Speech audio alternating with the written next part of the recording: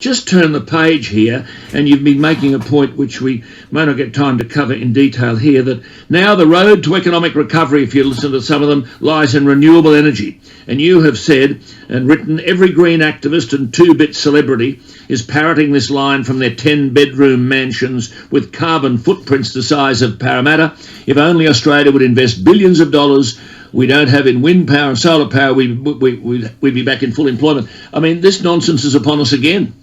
It is, yes, the mantra. You'll hear people talking about the capacity to export renewable energy, which is a nonsense. You'll hear all sorts of rent-seeking programs and requests for government money from the green sector. But the verdict is in, Alan. We don't have to have speculation about it. In March, the New South Wales Energy Minister and Environment Minister, Matt Keane, put out his net zero plan, stage 1, 2020 to 2030.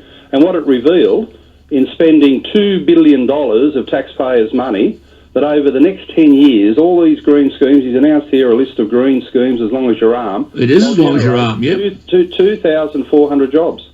That's it. That's it. 2,400 jobs. 240 jobs per annum.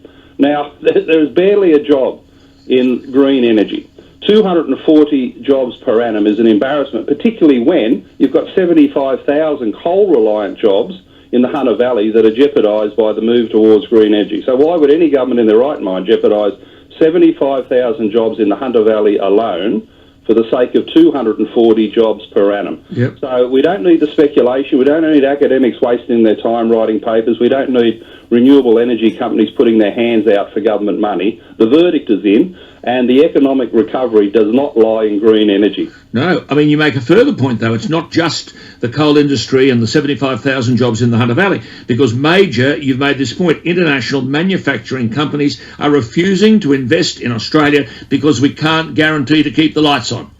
Well, that's right. I sat on the parliamentary inquiry about the ban on nuclear energy in New South Wales, and we had everyone from business groups to the AWU saying we're losing jobs already. Manufacturing won't come to Australia, the investment won't come here because we can't guarantee reliable energy at a decent price. Now, what Scott Morrison should have announced yesterday is the Australian disease where we've got many more restrictions on energy supply in this country than energy permits. And he should have said we need to be a global energy superpower with flourishing coal power, gas-fired power, Correct. nuclear, renewables if they can cut it. And that should be the Australian direction. You don't need green energy. The economic recovery would rely in literally powering up the Australian economy to become a global energy superpower. Which it was. Which we've got in the ground. Yeah. What sort of country in a deep recession has got the capacity to do these things, to generate jobs, and leaves the stuff in the ground? Absolutely. You made the point that this is staggering, there is no proven, Mark has said, cost-viable technology for mass battery storage. And you quote the head of AGL, Brett Redman, trying to quantify the battery storage task for a 100% renewable Australian economy. Quote, it would require an extraordinary 350,000 shipping containers filled to the roof with batteries if laid end on end that stretched from Sydney to Perth and into the Indian Ocean. Well, that's not going to happen, eh, Mark? Well, they say follow the science. This is science fiction. You know, on Q&A on Monday night, you had silly Lucy Turnbull saying the age of the battery is upon us. Well, that Redmond quote demonstrates just the fantasy world in which these people live. The age of the battery world upon us.